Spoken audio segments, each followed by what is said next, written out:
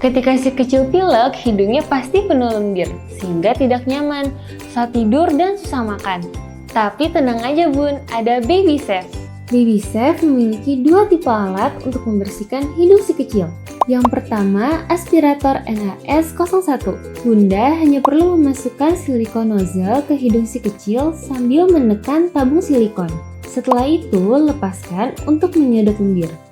Kalau aspirator NAS02 mengeluarkan lendir ingus dengan cara menghisap. Masukkan silikon nozzle ke hidung si kecil, kemudian hisap selang silikonnya. Nanti lendir akan masuk ke tabung ini. Aman ya bun, lendir tidak akan terhisap oleh bunda. Nah, pakai aspirator aja bun, agar bebas hidung mampet dan si kecil bisa bernafas lega. Pilih yang safe, ya Baby Safe. Baby Safe, healthy baby, happy baby.